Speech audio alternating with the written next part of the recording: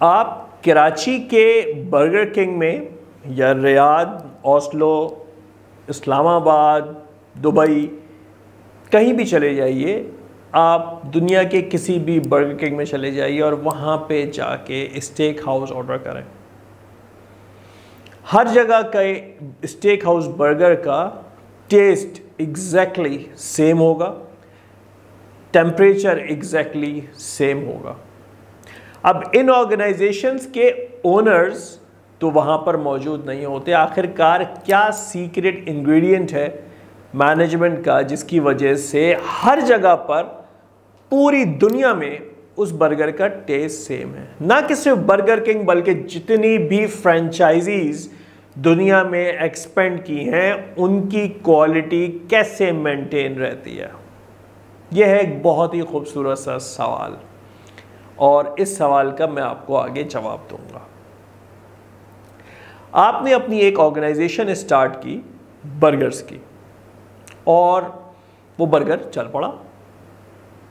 आपने उस बर्गर की तमाम तफसीलात अपने पास नोट की, लिखनी शुरू की, जिसमें आपने ये लिखा कि आपने उसमें क्या मसाला कितना डाला, नमक कितना डाला, सारी चीज़ें आपने डिटेल से लिख ली।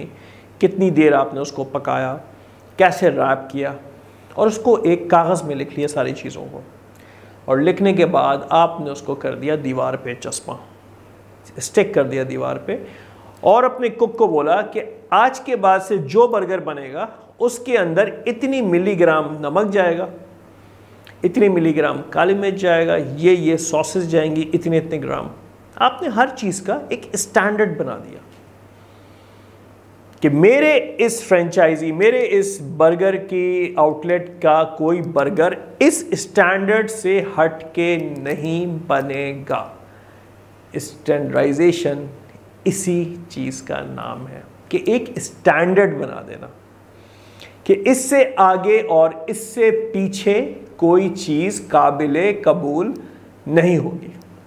अब जब आपने अपने एक आउटलेट का, अपने एक रेस्टोरेंट का स्टैंडर्ड बना दिया आपने उस एक बर्गर का, फिर आपने दूसरे बर्गर का बनाया, तीसरे बर्गर का, फ्रेंच फ्राइज का भी बना दिया, कोल्ड ड्रिंक्स का भी बना दिया। आपने अपनी हर चीज़ का एक स्टैंडर्ड बना लिया और स्टैंडर्ड बनाने के बाद आपने उन सारे स्टैंडर्ड्स को कंपाइल किया एक फाइल के अंदर या अपने सिस्टम के अंदर और एक फोल्डर में सेव कर लिया। अब होगा कुछ इस तरह कि जब आप अपनी दूसरी आउटलेट खोलने जाएंगे तो आपको अपने तमाम इंग्रेडिएंट्स का पता होगा। आपको पता होगा कि मुझे बर्गर में कितनी नमक डालनी है। अच्छा, ये आपको तो पता है। अब जो नए एम्प्लॉयज़ आ रहे हैं उनको कैसे पता चलेगा? बहुत आसान है। आप अपने उस स्टैंडर्ड की कॉपी करेंगे और वो कॉपी करके अपने नए कुक को पकड़ा देंगे जो आपकी ब्रांच नंबर 2 में काम कर रहा है, और आप उसको बोलेंगे बेटा ये लो तुम्हारा स्टैंडर्ड, तुमने बर्गर में ये इतना इतना डालना है, एंड दैट्स अबाउट इट। ना इससे कुछ ऊपर होगा और ना इससे कुछ नीचे हो गया। अच्छा, तो यहां तक तो बात आ गई कि आपने एक स्टैंडर्ड बना लिया अपनी प्रोडक्ट का या अपनी सर्विस का। अब अगर दूसरे ब्रांच का एम्प्लॉय उस आपके स्टैंडर्ड को फॉलो नहीं करता तो वो कैसे फॉलो कराना है ये भी मैं आपको आगे बताऊंगा। मगर इस बात का टोटल मकसद ये है कि आप जिस भी ऑर्गेनाइजेशन में काम कर रहे हो, जिस भी ऑर्गेनाइजेशन को बना रहे हो या बनाना चाह रहे हो, उसकी हर चीज़ का एक स्टैंडर्ड बना के अपने पास सेव कर ले, लिख ले, और लिखने के बाद मेक श्योर करें कि वो स्टैंडर्ड हर आपका एम्प्लॉय फॉलो करे। फॉलो कैसे करवाना है ये मैं आपको अगले वीडियो में बताऊंगा।